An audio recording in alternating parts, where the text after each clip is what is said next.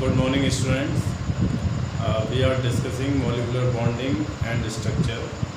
Till now, we have discussed Lewis theory, and in last lecture, we have discussed about the Vespard theory.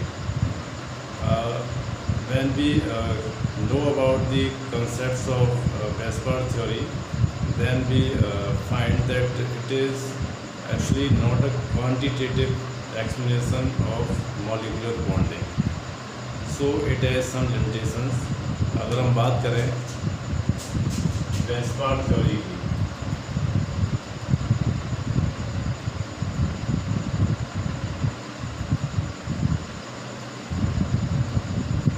तो इसकी कुछ limitations हैं.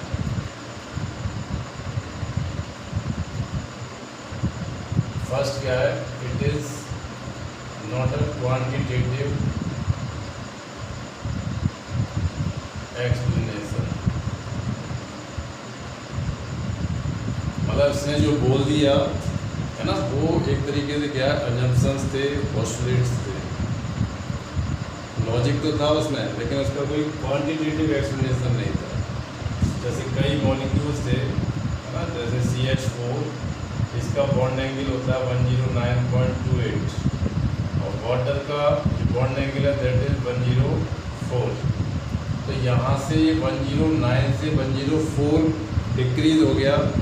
ये बताया गया कि लोन पेयर रिपल्सन की वजह से ऐसा होता है ना. और जो NH3 है उसका जो था 107 था. लेकिन जब हम एक्चुअली इसको देखते हैं तो यहाँ पर कोई लॉजिक समझ में नहीं आता है ना, कि 109 से 104 इतना डिक्रीज़ क्यों हुआ, या 104 से 107 इतना डिक्रीज़ क्यों हुआ. इसका क्वांटिटेटिव एक्सप्लेनेशन नहीं था.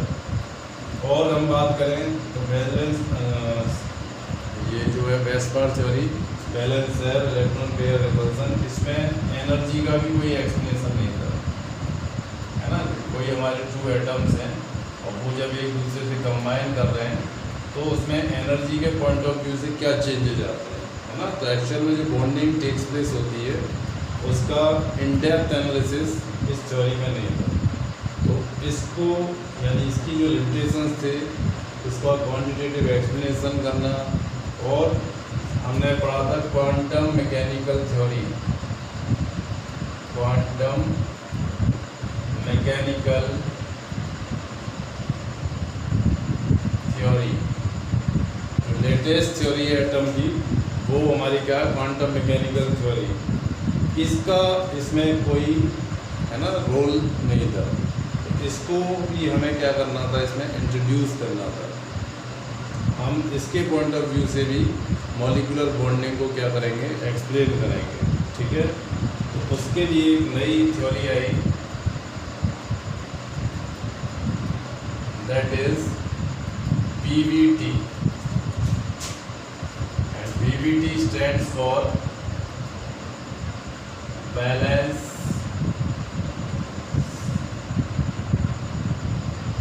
Bond Theory.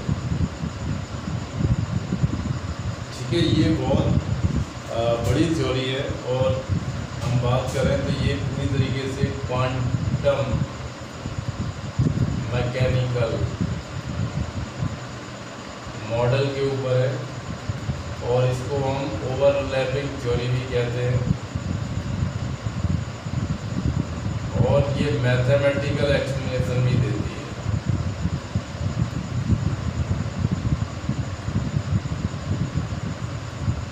लेकिन यहाँ पर ये हमें समझना है कि जो बैलेंस बॉन्ड थ्योरी का जो आपके 11th में पार्ट है उसमें मैथमेटिकल एक्सप्लेनेशन नहीं है. ये आप तब स्टडी करेंगे जब आप ग्रेजुएशन या हायर क्लासेस में जाएंगे. ठीक है, क्योंकि इसमें हायर मैथमेटिक्स लगती है. देखिए, this theory was given by 2 scientist, Hitler and London, 1930 है ना. इस ड्यूरेशन में इन्होंने बैलेंस बॉन्ड थ्योरी का कॉन्सेप्ट दिया. लेकिन एक्चुअल में इसको जो डेवलप किया, it was developed by Hitler and London ने तो इसको इंट्रोड्यूस किया था, और जो डेवलप किया that was polling and Slater after 10 years 1940 onwards. ये नेम आपको याद रखने हैं। हिटलर एंड लंदन ये 2 साइंटिस्ट हैं जिन्होंने बैलेंस बॉन्ड थ्योरी को इंट्रोड्यूस किया, है ना। इसका एक बहुत बड़ा जो कॉन्सेप्ट है हाइब्रिडाइजेशन, है ना, वो इन्होंने डेवलप किया था। और पॉलिंग एंड स्लेटर इन्होंने ओवरलैपिंग किस तरीके से होती है उसको डिटेल आउट किया, ठीक है। इसको समझने से पहले हम कुछ इसके पोस्टुलेट्स हैं, है ना, क्या क्या इसमें माना गया उसके बारे में हम थोड़ी बात करेंगे। देखिए बैलेंस बॉन्ड थ्योरी, तो फर्स्ट जो हमारा वर्ड है दैट इज बैलेंस। बैलेंस का मीनिंग क्या है?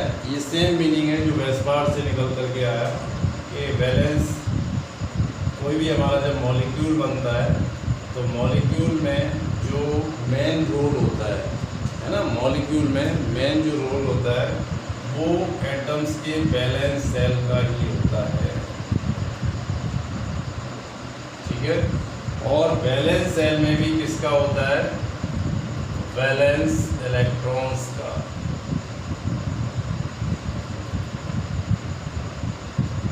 ठीक है, कोई हमारा एटम है, ये इसका ये न्यूक्लियस है और ये उसके ऑर्बिट्स हैं, है ना। और ये जो ऑर्बिट है ये सबसे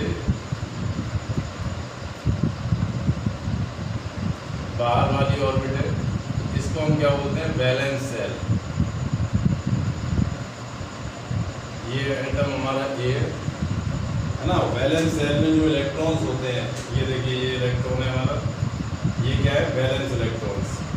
तो बैलेंस इलेक्ट्रॉन्स का ही इसमें भी रोल है।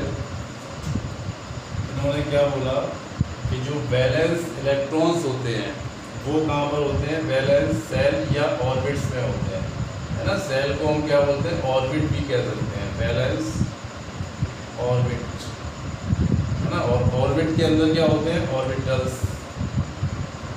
तो बैलेंस ऑर्बिटल्स में हमारे क्या होते हैं? Balance electrons.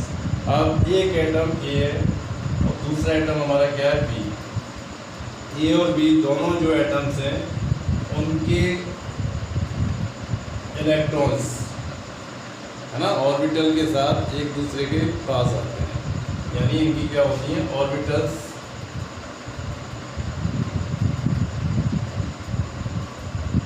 Come closer. A atom है उसकी ऑर्बिटल आएगी, बी एटम है उसकी ऑर्बिटल, दोनों की ऑर्बिटल क्या आएगी? क्लोजर आएगी, ठीक है। अब जब ये क्लोज आ रहे हैं तो उसमें भी क्या है? जो हमारे इलेक्ट्रॉन्स हैं, है ना, इलेक्ट्रॉन्स का जो रोटेशन है ना, स्पिन है, स्पिन वो कैसा होना चाहिए? अपोजिट होना चाहिए। स्पिन जब अपोजिट होगा वही इलेक्ट्रॉन्स क्या करेंगे? कंबाइन करेंगे। इलेक्ट्रॉन्स हमारे कंबाइन करेंगे कब? जब उनका स्पिन कैसा होगा? अपोजिट। जैसे एक हमारा इलेक्ट्रॉन है वो क्लॉकवाइज है और दूसरा है हमारा एंटी क्लॉकवाइज।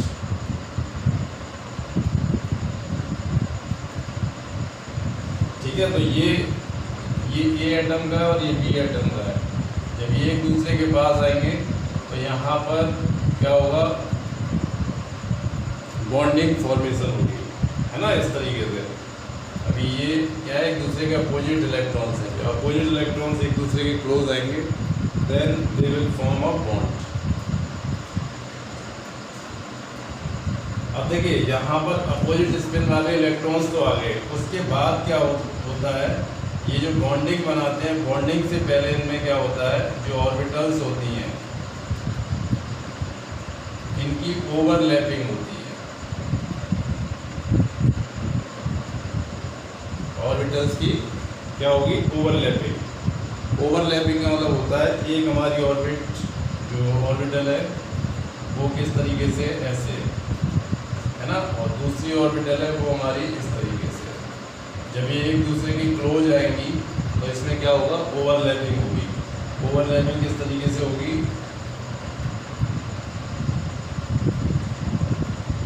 ठीक है। देखिए ये वाला जो पार्ट है ये क्या शो कर रहा है, ये ओवरलैपिंग हो रही है।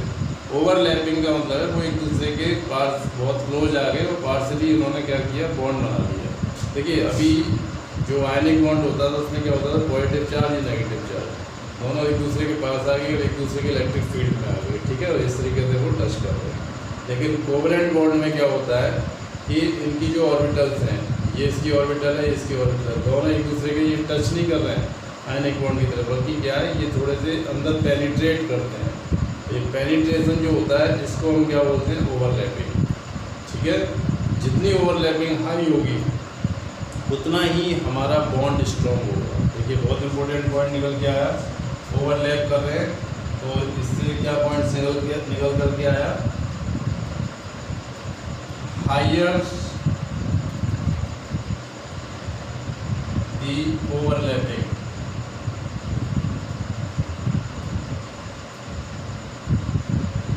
more will be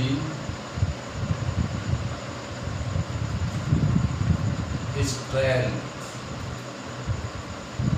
of bond, है ना। और स्ट्रेंथ ऑफ बॉन्ड को हम किस में मेजर करते हैं, बॉन्ड एंथैल्पी में। उसकी बॉन्ड एंथैल्पी हाई होगी, उस बॉन्ड को हम आसानी से ब्रेक नहीं कर सकते, उसको ब्रेक करने के लिए हमें हाई एनर्जी प्रोवाइड करनी होगी, है ना। और बॉन्ड एंथैल्पी हमारी क्या है, प्रोपोर्शनल होती है किसके, इन्वर्सली प्रोपोर्शनल होती है बॉन्ड लेंथ के, ठीक है, 1/बॉन्ड लेंथ। बॉन्ड लेंथ है उसकी क्या हो जाएगा, इन्वर्सली प्रोपोर्शनल, ठीक है। जितना स्ट्रेंथ होगा बॉन्ड में, मान के चलिए ए और बी, टू हमारे मॉलिक्यूल एटम है और एक मॉलिक्यूल बना रहे हैं। अगर ये बॉन्ड हमारा क्या है, स्ट्रॉन्ग है ना, स्ट्रॉन्ग होगा तो ये दोनों एक दूसरे क्या होंगे, क्लोज होंगे। जब ये क्लोज होंगे तो ये बॉन्ड लेंथ हमारी क्या होगी, लेस होगी, है ना। जितनी ये कम होगी उतने ही हमें ज़्यादा एनर्जी देनी पड़ेगी इसको ब्रेक करने के लिए।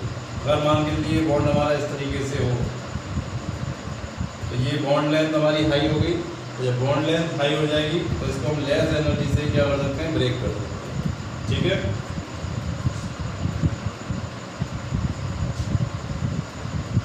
तो देखिए बैलेंस बॉन्ड थ्योरी के ये हमारे बेसिक पोस्टुलेट्स है। पहला क्या है कि इसमें बैलेंस इलेक्ट्रॉन आते हैं एक दूसरे के कॉम्बिनेशंस में। सेकंड, जो ऑर्बिटल्स हैं वो एक दूसरे के क्लोज आएंगी, और जो स्पिन जिसका अपोजिट होगा, है ना, वो इलेक्ट्रॉन्स क्या करेंगे, कंबाइन करेंगे, उनकी ऑर्बिटल्स कंबाइन करेंगे। स्पिन किस तरीके से अपोजिट होगा, एक हमारा एटम है उसकी जो ऑर्बिट है वो क्लॉकवाइज होगी और सेकंड है वो एंटी क्लॉकवाइज होगी, और ये दोनों ही हमारे क्या अनपेयर्ड इलेक्ट्रॉन्स हैं। कैसे हैं ये, अनपेयर्ड इलेक्ट्रॉन्स,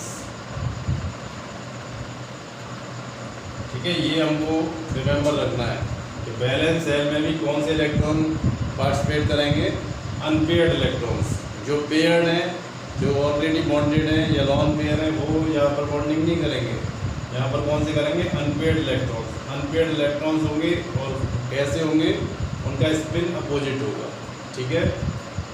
ये तो हमारी क्या होगी बेसिक किस तरीके से बॉन्ड फॉर्म होता है। इसमें जो ये वाला टर्म था कि ओवरलैपिंग हमारी किस तरीके से होती है, इस पर जो वर्क किया था वो मैंने बताया था। 2 ग्रुप ऑफ साइंटिस्ट थे, एक तो पॉलिंग सिलेक्टेड था और एक हिटलर लंदन था।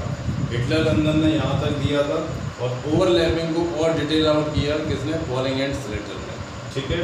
तो अभी हम बात करते हैं किस तरीके से ओवरलैपिंग हमारी हो सकती है।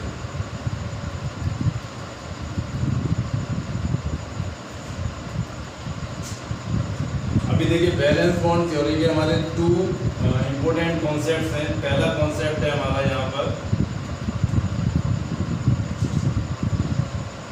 एनर्जी डायग्राम, और दूसरा है हमारा ओवरलैपिंग इन ऑर्बिटल्स, ठीक है। हम इन दोनों के बारे में बात करेंगे बैलेंस बॉन्ड थ्योरी को समझने के लिए।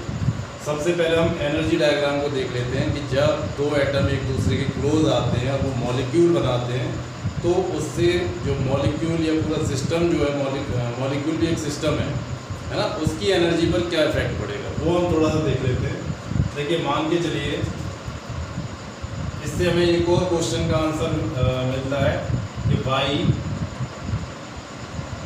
बॉन्ड इज फॉर्म्ड, है ना, या हाउ बॉन्ड इज फॉर्म्ड। ये 2 क्वेश्चन हैं, इनके आंसर भी हमें इसमें मिलेंगे, है ना, एनर्जी के पॉइंट ऑफ व्यू से। और भी इसके कई अदर व्यू भी हैं, लेकिन जब हम एनर्जी के पॉइंट ऑफ व्यू से देखेंगे तो यहाँ पर ये देख लेते हैं। इसको हम स्टार्ट करते हैं एक सिंपल एग्जांपल से, that is H2 molecule. Hydrogen हमने मॉलिक्यूल ले लिया। अब देखिए हाइड्रोजन मॉलिक्यूल किस तरीके से बनता है, तो जाहिर सी बात है कि इसके अंदर 2 हमारे एटम्स होने चाहिए। एक एटम है Ha और दूसरा एटम है हमारा Hb, ठीक है। ये 2 एटम्स हैं, दोनों एटम्स कंबाइन करके क्या बनाएंगे, हाइड्रोजन मॉलिक्यूल बनाएंगे। तो देखिए जब ये दोनों कंबाइन करते हैं तो हम इसको एक सिस्टम मानते हैं और इसके 2 पार्ट हैं। एक तो हाइड्रोजन का क्या होगा, न्यूक्लियस होगा Na, ठीक है, और एक इसका क्या होगा, इलेक्ट्रॉन होगा Na।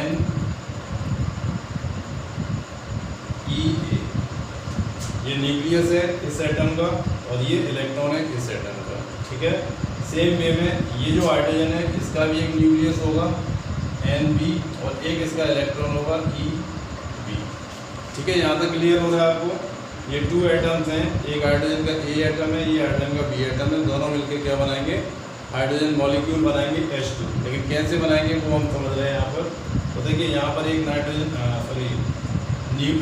न्यूट्रॉन है, सॉरी न्यूक्लियस है ये किसका, हाइड्रोजन का, और ये इसका इलेक्ट्रॉन है। सिमिलरली ये न्यूक्लियस इसका है और ये इलेक्ट्रॉन इसका है, ठीक है।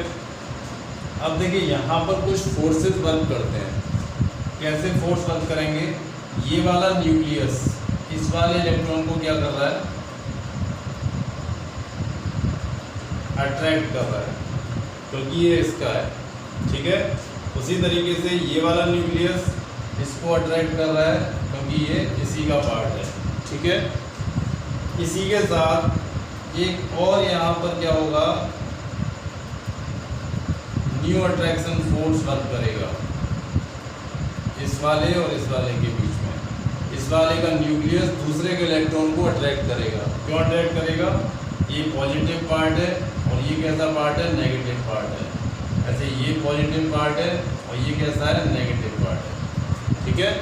तो ये क्या कर रहे हैं, एक दूसरे को अट्रैक्ट कर रहे हैं। सिमिलरली ये भी एक दूसरे को क्या कर रहे हैं, ये भी अट्रैक्ट कर रहे हैं, ठीक है। दोनों में डिफरेंस क्या है कि अभी ये वाला जो इलेक्ट्रॉन है ना, ये वाला इलेक्ट्रॉन इसके न्यूक्लियस फील्ड में है ना, इसके पॉजिटिव जो चार्ज है वो इसको अट्रैक्ट कर रहा है, वैसे ये इसको अट्रैक्ट कर रहा है। लेकिन जब ये एक दूसरे के पास में आते हैं तो ये न्यूक्लियस इसके इलेक्ट्रॉन को भी अट्रैक्ट करने लग जाता है, ये वाला न्यूक्लियस इसको भी अट्रैक्ट करने लग जाता है, ठीक है। तो यहाँ पर क्या है, 2 अट्रैक्शन फोर्स और क्रिएट हो गए। पहला इन दोनों का था, उसके बाद 2 और क्रिएट हो गए। ये इसको तो कर ही रहा है, इसके साथ दूसरे इलेक्ट्रॉन को भी अपनी ओर अट्रैक्ट कर रहा है। सिमिलरली ये इसको तो कर ही रहा था, इसके साथ इसने क्या किया, इसके इलेक्ट्रॉन को भी अट्रैक्ट करना स्टार्ट कर दिया। यानी यहाँ पर एक फोर्स वर्क करता है, दैट इज अट्रैक्शन फोर्स, ठीक है। सेकंड इसमें क्या होता है, एक और फोर्स यहाँ पर वर्क करता है, दैट इज रिपल्सन फोर्स, ठीक है। रिपल्सन फोर्स कैसे होगा, ये वाला न्यूक्लियस इस वाले न्यूक्लियस को क्या करेगा,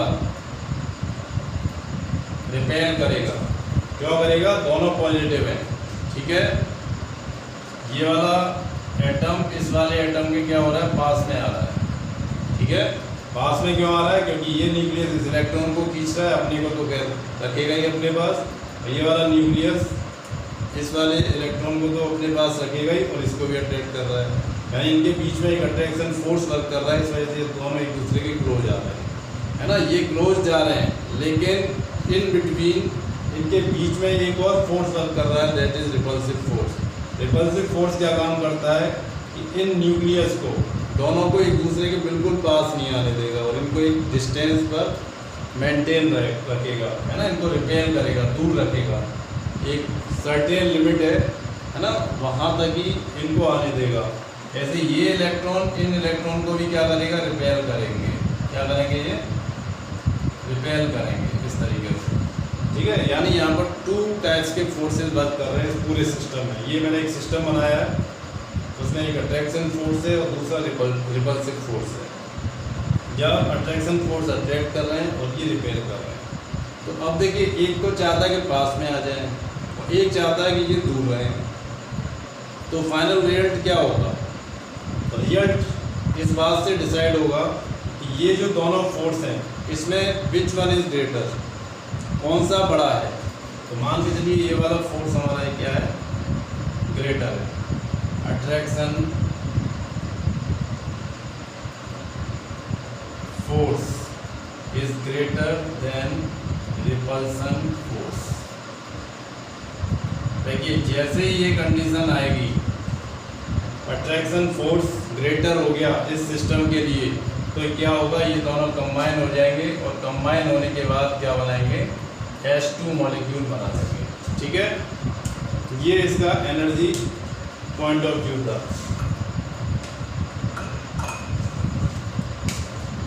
अब सेकंड केस समझिए इसमें कि ये तो हमने बात की कि बॉन्ड कैसे बनेगा, हाउ बॉन्ड इज फॉर्म्ड, है ना। और बॉन्ड क्यों बनेगा उसकी भी हम बात कर लेते हैं। बॉन्ड क्यों बनेगा, देखिए इसको आप एक बार नोट कर लीजिए, फिर इसी का एक और डायग्राम है उसको हम बात करेंगे, ठीक है। आप पॉज करके इसको बना सकते हैं।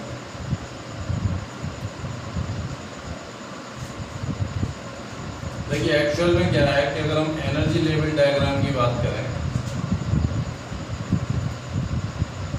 ये हमारा पोटेंशियल एनर्जी है ना। ऊपर की तरफ ये पॉजिटिव है और नीचे की तरफ नेगेटिव है। यहाँ पर इसकी वैल्यू क्या है, 0। और ये जो वैल्यूज ली है हमने किलो जूल पर मोल में ली है, ठीक है। पर मोल सब्सटेंस के लिए किलो जूल पर मोल पोटेंशियल एनर्जी हमने ली। अब देखिए एक्चुअल में क्या होता है कि पहले हमारे ये 2 एटम्स हैं,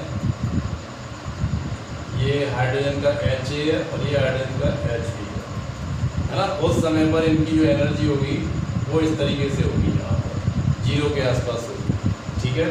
अब ये क्या है, एक दूसरे के पास में आ रहे हैं। जब ये पास में आएंगे, मान के चलिए थोड़े और ये क्लोज आ गए, ठीक है, तो क्या होगा, इसकी एनर्जी डिक्रीज होगी। एक पॉइंट ऐसा आएगा यहाँ पर, ये जो पॉइंट है यहाँ पर, ये एक दूसरे के पास में आकर के बॉन्ड बना रहे हैं और यहाँ बन गया H2 मॉलिक्यूल,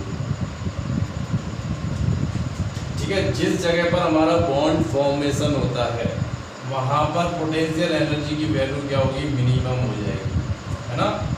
क्या हो जाएगी, मिनिमम हो जाएगी। अब एक केमिस्ट्री में जब हम काइनेटिक्स या एनर्जी की बात करते हैं तो बहुत बड़ा कॉन्सेप्ट है कि जब भी सिस्टम की एनर्जी डिक्रीज होती है, एनर्जी डिक्रीज होती है तो स्टेबिलिटी इंक्रीज होती है, ठीक है। इस फॉर्मूले को आप याद रखना। कहीं भी अगर स्टेबिलिटी की बात हो तो आपका माइंड में ये बात क्लिक होनी चाहिए कि इस क्वेश्चन से कोई एनर्जी तो नहीं कोरिलेटेड है। अगर एनर्जी जुड़ी हुई है उस क्वेश्चन से तो सबसे पहले ये देखिए कि उसकी एनर्जी किस फैक्टर से कम होगी। अगर एनर्जी कम हो रही है तो डेफिनेटली स्टेबिलिटी उसकी इंक्रीज होगी। तो यहाँ पर जो भटकते हुए हाइड्रोजन के एटम्स थे, है ना, उनकी एनर्जी काफ़ी हाई थी, है ना। हाई क्यों थी, क्योंकि देखिए इसके पास भी एक इलेक्ट्रॉन था 1s1 और इसके पास भी एक इलेक्ट्रॉन था 1s1। इस तरीके से दोनों अनपेयर्ड इलेक्ट्रॉन्स हैं, इनकी अपोजिट स्पिन है, और जब ये एक दूसरे के पास आएंगे तो ये क्या हो जाएगी, पेयरिंग हो जाएगी। पेयरिंग होने से क्या होगा, इनकी एनर्जी कम हो जाएगी, है ना। जब ये दोनों कंबाइन होते हैं, एटम से मॉलिक्यूल बनाते हैं, तो एनर्जी रिलीज करते हैं, और जब एनर्जी रिलीज होगी तो क्या होगी, स्टेबिलिटी इंक्रीज होगी। एटम से हमारा मॉलिक्यूल बनता है तो उससे क्या होती है, एनर्जी डिक्रीज होती है, एनर्जी रिलीज होती है। तो देखिए ये जो हाइड्रोजन मॉलिक्यूल बना है, इसके केस में एक्चुअल में जो एनर्जी है दैट इज 435 किलोजूल पर मोल। अगर 1 मोल हम हाइड्रोजन मॉलिक्यूल को ब्रेक करेंगे तो इतनी एनर्जी हमें देनी होगी। And same it is required for the formation of hydrogen molecule with the help of 2 hydrogen atoms. और देखिए जब ये एक दूसरे के क्लोज आते हैं, मैंने क्या बताया कि 2 टाइप की फोर्स यहाँ पर वर्क कर रहे हैं। एक तो अट्रैक्टिव फोर्स है, अट्रैक्टिव फोर्स की वजह से ये बॉन्ड फॉर्मेशन हो गया, ठीक है। और यहाँ पे ओवरलैपिंग भी हो गई, इसमें क्या हो गई, ओवरलैपिंग।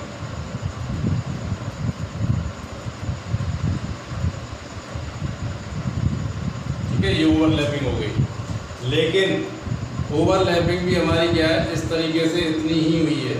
ओवरलैपिंग का मतलब ये नहीं है कि ये बिल्कुल इसके एक न्यूक्लियस दूसरे न्यूक्लियस से मिक्स हो गया, है ना। मिक्स नहीं हुआ, क्यों नहीं हुआ, क्योंकि यहाँ पर एक रिपल्सिव फोर्स भी वर्क कर रहा है, जो कि दोनों न्यूक्लियस को क्लोज नहीं आने देता, क्योंकि न्यूक्लियस को हैवी इलेक्ट्रोस्टैटिक फोर्स से रिपेल करता है।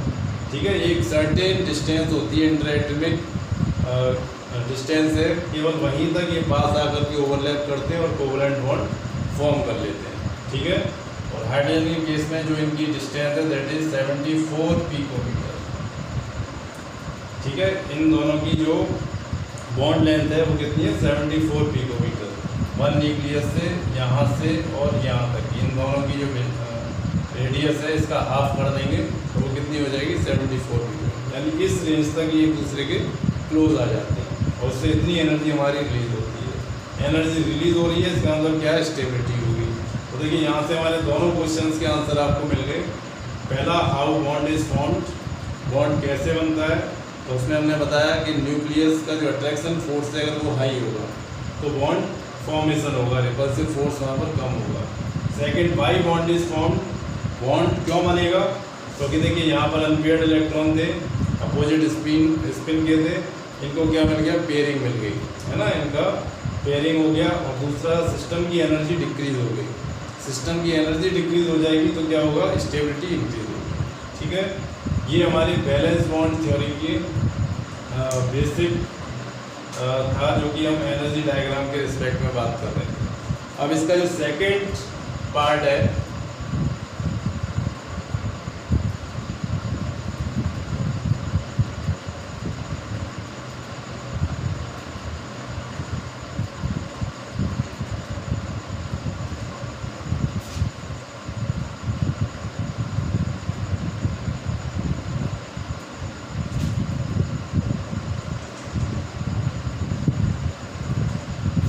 देखिए that is overlapping in orbitals. ये वाला पार्ट एक्चुअल में क्या है, पॉलिंग थे, है ना, उन्होंने इसको डेवलप किया।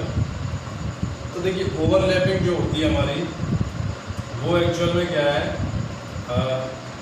ये पॉजिटिव भी हो सकती है, नेगेटिव भी हो सकती है और जीरो भी हो सकती है। ठीक है, पॉजिटिव की अगर हम बात करें तो उसमें एक्चुअल में क्या होता है कि देखिए एक हमारी ऑर्बिटल है इस तरीके से, ये कौन सी ऑर्बिटल है, पी ऑर्बिटल।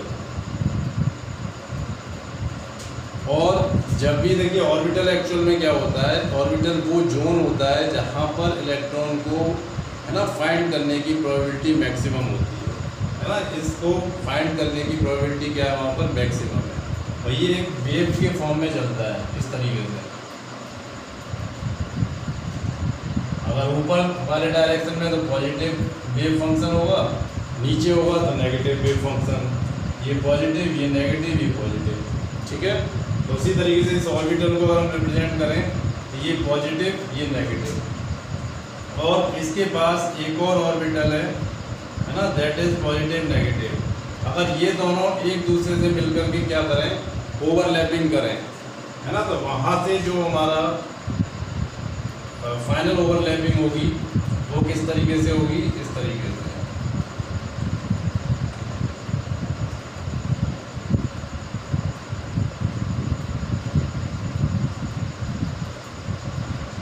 ठीक है, यहाँ यहाँ देखिए इधर भी ओवरलैपिंग हो रही है, यहाँ पर भी ओवरलैपिंग हो रही है।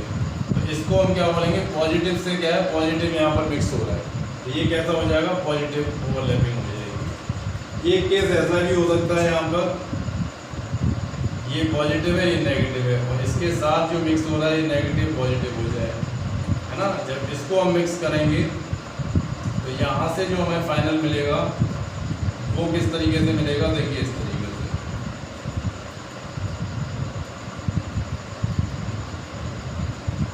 ये क्या है, एक दूसरे से ओवरलैप नहीं कर रहे बल्कि दूर जा रहे हैं, तो ये हमारा कैसा हो गया, ये नेगेटिव ओवरलैपिंग हो गई, ऐसी हो गई नेगेटिव। एक और केस यहाँ पर ले लेते हैं, जैसे मान के चलिए एक हमारे पास इस तरीके से है, ये एस ऑर्बिटल है, आपने पढ़ा होगा एस ऑर्बिटल स्फेरिकल शेप में होती है, और इसके पास हम क्या करें, एक पी ऑर्बिटल इस तरीके से ले आए। जब ये एक दूसरे के पास जाएंगे तो ये क्या करेंगे, ओवरलैपिंग नहीं करेंगे, तो इनके बीच में जो ओवरलैपिंग होगी that will be zero overlapping, ठीक है।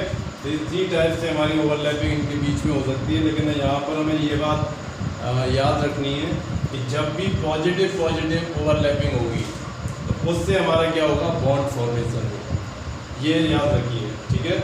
उसके बेसिस पे हमारी जो ओवरलैपिंग है उसको डिसाइड किया गया है कि बेसिकली हमारे 2 टाइप्स की यहाँ पर बॉन्डिंग हो सकती है।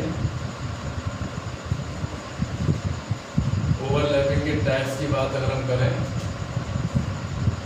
तो एक होती है हमारी हेड ऑन ओवरलैपिंग,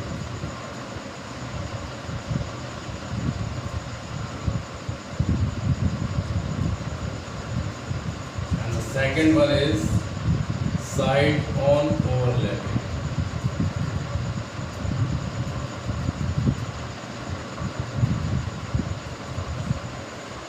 इसको हम एक्सियल भी बोलते हैं और इसको हम लेटरल बोलते हैं, लेटरल, ठीक है।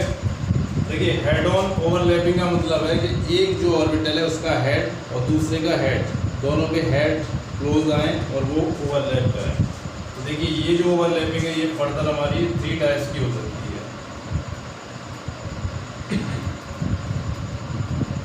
एस एस, SP, PP, ठीक है। देखिए एस हमारा कैसा होता है, स्फेरिकल, है ना, दूसरा भी एस, ये दोनों ओवरलैप करेंगे तो हमारा कैसा ओवरलैपिंग होगी, SS ओवरलैपिंग, इसका हेड इसके हेड से मिक्स हो रहा है, ठीक है, ये पॉजिटिव, ये भी पॉजिटिव। अब यहाँ पर एक एस ऑर्बिटल है और इसके साथ देखिए P में 2 टाइप्स की हमारी ओवरलैपिंग होती है, एक एक्सियल होती है और बाकी कुछ किस तरीके से होती है, पैरेलल होती है। तो ये एक्सियल वाली जो P ऑर्बिटल है, जनरली PZ से हम इसको रिप्रेजेंट करते हैं, है ना। तो जब उसके साथ हम इसकी ओवरलैपिंग कराएंगे इस तरीके से, ये प्लेन के अलोंग होती है इस तरीके से, ये इस पोजीशन में नहीं होगी, है ना, हॉरिजॉन्टल नहीं होगी, सॉरी वर्टिकल नहीं होगी, बल्कि कैसे होगी, हॉरिजॉन्टल होगी, प्लेन के अलोंग होगी इस तरीके से। यहाँ पर ये ओवरलैपिंग हो गई, ठीक है। ये कौन सा हमारा SPZ। एक होता है हमारा PZ ओवरलैपिंग, इस तरीके, सॉरी PZ, ये PZ एक हो गई और उसके बाद ये PZ हमारी दूसरी, और यहाँ पर ये क्या, ओवरलैपिंग, ठीक है। ये 3 टाइप्स की ओवरलैपिंग हो गई, और इन सभी ओवरलैपिंग से जो हमारा बॉन्ड बनता है that is called sigma bond, and this bond is strong, ये स्ट्रॉन्ग बॉन्ड होता है। और हमेशा कोई भी बॉन्डिंग होती है उसमें पहले यही बॉन्ड बनेगा, यही टाइप की ओवरलैपिंग होगी, उसके बाद हमारी दूसरी जो ओवरलैपिंग है दैट मे बी पॉसिबल। अब देखिए यहाँ पर बात करें तो इस वाले केस में क्या है, देखिए PX और इसके साथ दूसरी हमारी PX, ये दोनों हमारी क्या है, ओवरलैपिंग करें इस तरीके से, ठीक है, PX। या एक और केस हो सकता है इसमें,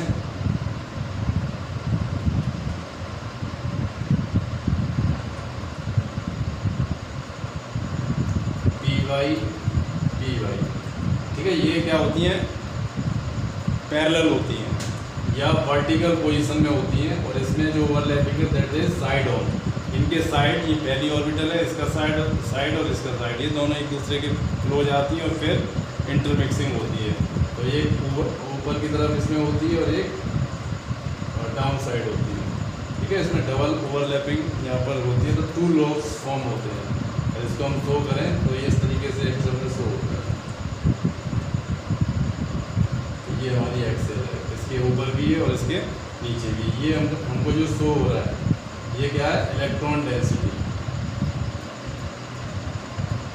तो ये हमारा क्या है, ये एक्सिस है। यहाँ पर ये जो नोड बनता है, यहाँ पर इलेक्ट्रॉन डेंसिटी हमेशा क्या है, 0 होती है। इसके ऊपर यहाँ पर इलेक्ट्रॉन डेंसिटी मिलेगी और नीचे मिलेगी। यही यहाँ पर हमें क्या दिखाई दे रही है, ओवरलैपिंग। इस तरीके से जो हमारा बॉन्ड फॉर्म होगा that is called pi bond. और ये आप रिमेंबर रखिए इसे कि जो सिग्मा बॉन्ड है हमेशा वो पहले बनेगा, और जो पाई बॉन्ड है वो सिग्मा बॉन्ड के बनने के बाद बनता है। पाई बॉन्ड हमारा वीकर बॉन्ड होता है in comparison to sigma bond. Single bond जितने भी होते हैं सभी सिंगल बॉन्ड में क्या होता है, सिग्मा बॉन्ड होता है। और जो डबल बॉन्ड, ट्रिपल बॉन्ड, उसमें पाई बॉन्ड होते हैं। डबल बॉन्ड में 1 सिग्मा और 1 पाई, ट्रिपल बॉन्ड होगा तो 1 सिग्मा और 2 पाई हो जाएंगे, ठीक है। ये आपने 10th में भी इसके बारे में पढ़ा होगा। ये हमारा बैलेंस बॉन्ड थ्योरी का बेसिक कॉन्सेप्ट है, और इसमें हमने इसके पोस्टुलेट्स के बारे में पढ़ा, इसका एनर्जी पॉइंट ऑफ व्यू हमने देखा।